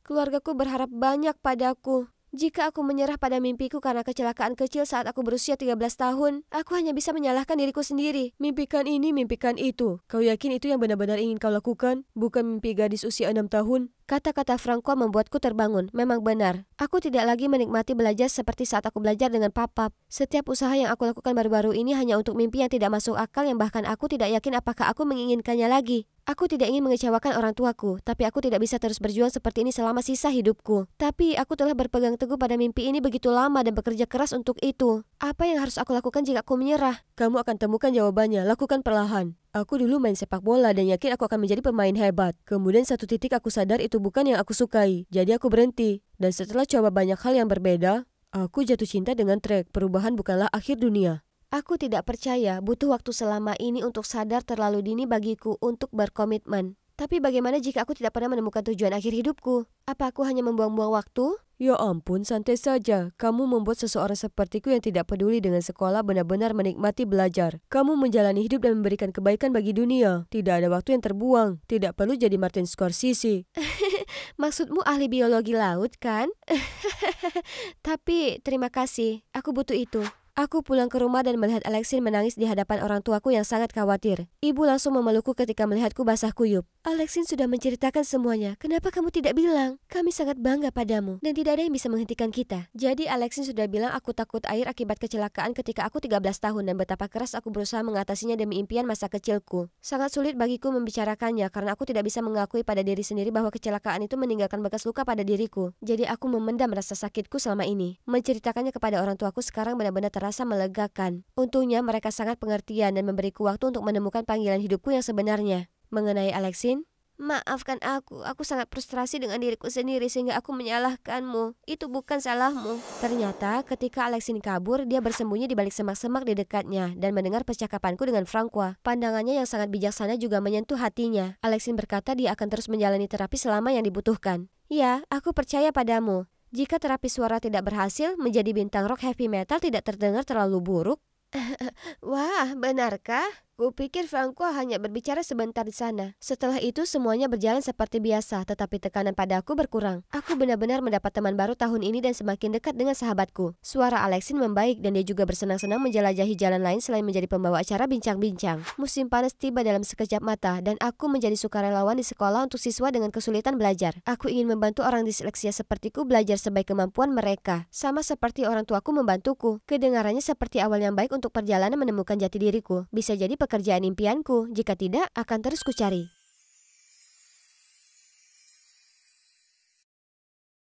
Suatu hari di sekolah saat aku sibuk dengan PR, tiba-tiba ada cowok yang mendatangi tempatku. Hei cantik, aku dapat tantangan. Apa kau keberatan menciumku? Apa? Aku sangat-sangat keberatan. Menyingkirlah dariku. Tapi dia masih mencondongkan badannya dan berusaha mendekat bibirnya yang sekering kulit pohon pada bibirku. Tak mau. Yang kuberikan padanya adalah tamparan di wajahnya untuk mengguncang akal sehatnya. Ayolah, ini hanya permainan jujur atau tantangan. Tak perlu reaksi berlebihan seperti itu. Ya, itu dia. Beri saja dia ciuman, Cheryl. Dan jangan sok jual mahal. Tak setiap hari seseorang menawarkan ciuman padamu. Astaga, para cowok ini mungkin sebaiknya diberi pelajaran saja. Hei, hentikan. Ini permainan bagimu, tapi tidak untuknya. Dan dia berhak bersikap sesuai keinginannya. Hah? Andrew membela aku? Apa yang salah dengannya hari ini? Siapa bilang aku butuh bantuanmu? Cowok-cowok itu sungguh membunuh suasana hatiku hari ini sampai aku tak bisa fokus pada hal lainnya. Tiba-tiba aku dengar Green Day dimainkan dan segera pikiran negatifku hilang karena lagu itu. Dan jadi benar-benar hanyut ke dalamnya. Dan kalian tahu idiot mana yang memainkannya. Hari berikutnya Diana mengajakku keluar untuk terapi belanja. Hei, soal kemarin, apakah baik-baik saja? Ya, aku sudah baikan sekarang. Sungguh melegakan, Cheryl. Tapi hanya mengingatkan, tolong jangan salah paham kalau cowokku punya perasaan terhadapmu. Dia hanya bersikap baik, kau tahu? Apa? Aku dengan cowokmu? Andai saja. Bahkan jika dia cowok terakhir di planet ini, aku tak akan suka padanya. Sungguh? Hanya itu saja yang ingin ku dengar. Aku paham ini. Terkadang aku tak mengerti temanku. Tapi bagaimana jika dia masih punya perasaan padaku? Akankah aku? Apa yang kupikirkan? Sadarlah, Cheryl. Setelah hari belanja yang seru, kami berpisah dan aku pulang mendapati Pak Hardy memakai celemek melakukan sesuatu di dapur. Oh, kau pulang. Juliana ada di Paris selama 2 minggu untuk urusan bisnis yang mendesak. 2 minggu? Bagaimana aku harus tinggal dengan 2 orang menyebalkan ini selama 2 minggu penuh? Tapi tunggu, Juliana sedang perjalanan bisnis? Sungguh aneh, dia tak pernah melakukan itu. Tepat saat itu, ku dapat pesan mengatakan kalau dia harus terbang untuk negosiasi kesepakatan kosmetik yang dia gunakan. Ya, itu menjelaskan. Mungkin menikah membuatnya jadi lebih dewasa, kurasa begitu. Cheryl, mandilah, makan malam sudah menunggu, sudah kusiapkan kesukaanmu. Dan makanan yang Pak Hardy masak mengejutkannya sangat lezat. Yang lebih aneh, selama beberapa hari berikutnya, aku menyadari bersama dengan mereka bukan mimpi buruk seperti bayanganku. Pak Hardy tukang masak yang hebat dan selalu memperhatikan daftar kesukaanku. Jadi sebagai gantinya secara sukarela aku bersih-bersih. Kamu mencuci piring? Pastikan kau tak merusak apapun, biar ku selamatkan itu. Tak perlu. Kau perlu. Dia benar, aku tak bisa selesaikan semua sendiri. Kami bekerja dengan tenang saat kurasakan sesuatu yang dingin di pipiku. Dia memercikkan air padaku. Dengan marah ku balas mencipratinya. Itu seru, kecuali betapa basahnya rambut dan baju kami. Astaga, kalian berdua ini umur berapa? Suatu hari saat makan malam, Andrew memintaku menemaninya pergi ke toko kelontong. Oke, baiklah, tapi aku tak mau bawa tas. Kemudian kami berjalan di sekitar perkampungan, kota di malam hari dengan lampu yang berkelip memberi efek yang menenangkan. Punyamu rasa coklat kan? Boleh ku coba segigit? Kemudian dimakannya kira-kira separuh es krimku. Ups, maaf, kau bisa makan punyaku. Tak apa. Sepertinya suasana hatimu sedang baik. Biasanya kau akan mengejarku sepanjang hari. Itu benar. Aku benci untuk mengakui, tapi sejak Andrew dan ayahnya pindah, aku lebih bahagia dan lebih rileks. Hei, apa aku mengatakan sesuatu yang salah? Dan entah kenapa kata-kataku terucap begitu saja tentang betapa kesepiannya aku di rumahku sendiri. Saat orang tuaku meninggal, Juliana adalah satu-satunya keluargaku, tapi dia begitu tenggelam dalam hobinya yang mentereng. Tak ada waktu untukku. Baru akhir-akhir ini dia habiskan lebih banyak waktu di rumah. Dan itu bagus. Aku tak tahu hal itu, Cheryl. Jadi kami punya banyak kesamaan lebih dari yang kukira. Sebenarnya masa kecilku juga tak seindah itu. Ibu dan ayahku bercerai saat aku 7 tahun. Kukira itu karena mereka tak ditakdirkan satu sama lain, tapi ternyata ibuku selingkuh, yang membuat ayah hancur dan menutup hatinya untuk semua orang, hingga bertemu dengan tantemu, Pak Hardy dan Andrew yang malang. Tanteku juga sebenarnya sudah berubah sejak dia bersama dengan Pak Hardy. Mungkin mereka pasangannya tepat untuk satu sama lain. Kami terus berjalan di sepanjang tepi sungai. Ngobrol dengan Andrew tak seburuk yang kubayangkan, atau bahkan menyenangkan dalam banyak hal. Tiba-tiba dia tersandung sesuatu dan jatuh ke tanah. Astaga, kau berdarah. Duduklah di sini, akan kubelikan plester. Tapi belum sempat aku pergi terlalu jauh, kusaksikan adegan yang kuharap tak kulihat. Sehari setelah Juliana kembali dari trip bisnis, ia segera mengadakan pertemuan keluarga dan mengumumkan yang tak terduga. Cheryl, Andrew, ada yang kami ingin beritahukan. Pak Hardy dan aku memutuskan hubungan kami harus berakhir. Apa? Kenapa begitu mendadak? Ayah? Pak Hardy tak berkata apapun, tapi sepertinya juga tak menerima hal ini dengan baik. Kemudian Andrew melihatku untuk penjelasan, tapi aku tak tahan melihat tatapannya. Hanya saja kami sadar kami tak cocok satu sama lain. Kalian sebaiknya segera pindah. Suasana hampa dan canggung meliputi ruangan. Berita itu sangat mengejutkan kami. Pak Hardy tetap diam hingga mereka hendak pergi. Kau sebaiknya memasak lebih sering untuk Cheryl. Dia suka tumis sayur. Hentikan, berhentilah bersikap seolah Anda memahamiku lebih dari tanteku. Keluarlah dari rumahku sekarang. Jaga dirimu, Cheryl. Mereka telah keluar dari kehidupan kami seperti apa yang selalu kuinginkan. Tapi perasaan menyakitkan apa ini? Berhari-hari setelahnya di sekolah, Andrew terus berusaha bicara padaku. Tapi aku menghindarinya dengan cara apapun hingga pernah dia mengejutkanku dan menarikku ke pojokan. Cheryl, beritahu aku kenapa mereka putus. Kau pasti tahu ada sesuatu, ya kan? Bukankah kau mendengar tanteku? Mereka cuma tak cocok satu sama lain. Kau menyembunyikan sesuatu. Berhentilah menggangguku, kita tak ada hubungan lagi. Aku berjalan pergi secepat mungkin, melihat wajahnya adalah hal terakhir yang kuinginkan sekarang. Syukurlah Diana menemukanku. Aku minta maaf atas hal itu, Cheryl. Oh iya, kuputuskan Andrew. Ayah dan anak sama saja, lebih baik menjauh dari mereka semua. Ya, seharusnya seperti itu sejak awal. Semua berjalan dengan tenang selama sepekan. Selalu ada Diana dan hari-hariku segera dipenuhi dengan kehadiran dan perhatiannya. Aku merasa beruntung punya sahabat sepertinya yang ada di waktu seperti ini. Lalu suatu hari Andrew tiba-tiba mendatangiku dengan marah. Itu kau, ya kan? Apa? Kemudian dia menunjukkan padaku lipstik yang dia temukan di tas ayahnya. Dan bekas bibir di kemejanya juga. Itulah saat dia curiga Pak Hardy berselingkuh. menyebabkan keretakannya dengan Juliana. Tapi ayah bilang dia tak mungkin melakukannya. Dan aku percaya padanya. Yang terjadi dengan ibu menghancurkan ayah. Jadi tak mungkin dia berlaku sama seperti orang lain. Yang mana menyisakan dirimu sebagai satu-satunya orang di balik hal ini. Benar kan? Apa kenapa ini di sini? Ya, itu aku. Memangnya kenapa? Tapi kenapa kau harus melakukannya? Bukankah ini hari berikutnya aku minta Diana menemuiku di kafe. Diana, tanteku dan Pak Hardi balikan. Apa kau bisa mempercayainya? Bagaimana itu mungkin? Satu lagi. Kau lupa meninggalkan ini di tempatku. Aku. Kenapa kau melakukan ini, Diana? Apa hanya karena kau takut aku akan mencuri Andrewmu? Sudah aku bilang aku tak akan pernah mencuri pacar sahabatku. Ada apa ini? Bukankah kita hanya pura-pura pacaran, Diana? Andrew? Kalian berdua pura-pura pacaran? Tapi kenapa? Kemudian dia mengatakan bahwa dia baru saja pindah ke sini. Dia ingin bicara padaku untuk mengurai kesalahpahaman di masa lalu. Dengan harapan semuanya akan jelas dan mereka mungkin bisa balikan. Tapi Diana mendekatinya dan menyarankan mereka pura-pura pacaran untuk melihat bagaimana reaksiku terlebih dahulu. Kupikir itu ide bagus, jadi aku setuju. Apa kalian berdua sudah tak waras? Kenapa kau sarankan hal seperti itu? Aku merasa terganggu melihat kalian berdua tinggal bersama. Jadi aku harus memisahkan kalian lagi. Lagi? Apa ini maksudnya? Ini bukan kali pertama kau melakukan ini, ya kan? Aku tak tahan melihat kalian berdua karena aku tak mau kehilanganmu, Cheryl. Kehilangan sahabatku. Jadi bertahun-tahun lalu saat kau jadi pacar Andrew karena permainan bodoh itu, ku coba untuk mengakhirinya sesegera mungkin. Ternyata Diana membayar para cowok itu untuk mengarang cerita bahwa Andrew mengatur permainan untuk menipuku demi uang. Dan dengan sengaja membuatku mendengar percakapan itu. Jadi itu artinya, aku salah menuduh Andrew? Aku mempercayaimu sebagai sahabat dan berbagi semuanya denganmu, bahkan keresahanku. Tapi hanya kau gunakan sebagai alat untuk puaskan egomu sendiri? Aku tak bermaksud begitu. Dan sekarang kau bahkan berniat menyabotase kebahagiaan keluargaku demi kepentinganmu sendiri. Kau sudah keterlaluan. Diana memang salah, tapi tidak kali ini. Sebenarnya, Andrew, Diana bukan alasan kenapa ayahmu dan tanteku putus. Itu aku.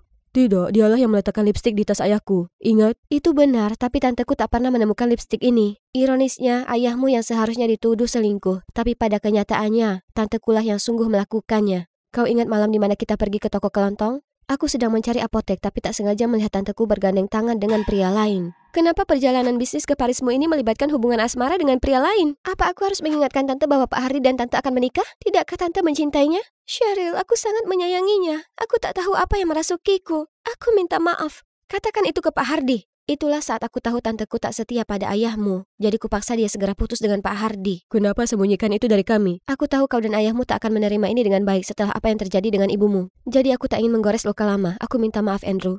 Aku pulang menemui Juliana dengan tas kopernya. Cheryl, kau sudah pulang. Duduklah di sini. Aku ingin bicara padamu. Ada sesuatu yang aku tak jujur padamu, Cheryl. Kemudian dia mengakui bahwa sebenarnya tak ada pria matre yang menipunya. Dialah yang merusak semua hubungan itu karena dia cepat bosan dengan mereka dan segera berpaling ke pria lain saat masih berada dalam hubungan. Aku bohong karena tak ingin kau berpikiran buruk terhadapku. Tapi aku tak mengira itu akan membuatmu punya pendapat negatif kepada laki-laki. Percayalah padaku, sayang. Suatu hari kau pasti temukan laki-laki yang tulus mencintaimu. Maka pertahankanlah dia, ya.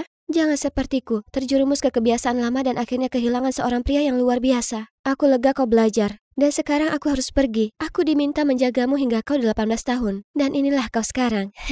Aku percaya kau bisa menjalani hidup sendiri mulai dari sekarang. Selamat tinggal. Kuharap kau juga bisa menjalani hidup yang mandiri, Tante. Sekarang semua kebenaran sudah diungkap. Membeberkan rahasia sungguh melegakan. Aku sedang duduk di tempat kesukaanku di sekolah. Tapi di sebelahku bukan lagi Diana. Aku mendapat surat darinya di lokerku pagi ini. Hai Cheryl, aku minta maaf sekali lagi atas tindakan egoisku. Harusnya aku lebih tahu, ego tak bisa dipaksakan. Dan aku juga berterima kasih atas kebesaran jiwamu. Selalu ku kenang tiap momen bersamamu. Meski sulit, aku harus pergi sekarang untuk mencari jalan untuk menyembuhkan diriku. Jaga diri Cheryl. Diana.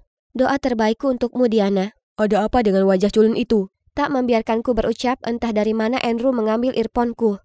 Green Day, kau terlalu mudah ditebak, Cheryl. Kenapa kau di sini? Kulihat kau duduk sendiri, jadi kurasa kau butuh teman. Ya, Diana pindah ke kota lain, kau tahu? Ya, dia akan baik-baik saja. Andrew, aku minta maaf karena salah menuduhmu saat itu. Aku terlalu kekanakan dan impulsif, seharusnya aku mendengarmu dulu. Itu tak masalah. Sebenarnya ada yang ingin kukatakan padamu juga. Kau tahu, saat kau bilang kaulah yang membuat putus ayah dan Juliana, aku sangat marah. Tapi sebagian dari diriku cukup senang karena itu artinya kau tak ingin kita jadi sepupu. Karena aku tak menginginkannya, aku ingin lebih. Cheryl, maukah kau menjadi pacarku lagi? Coba kita lihat. Aku bisa jadi ingin atau tak ingin hal itu. Aku bercanda, tentu saja aku mau, Andrew. Kemudian dia menarikku untuk ciuman yang paling menakjubkan. Aku lupa. Ayah memintamu mampir makan malam malam ini. Benarkah? Ya sebaiknya tak kulewatkan itu. Aku akan memintanya masak ayam goreng, burrito, ziti panggang, Greek salad. Bukankah itu terlalu banyak? Aku belum selesai.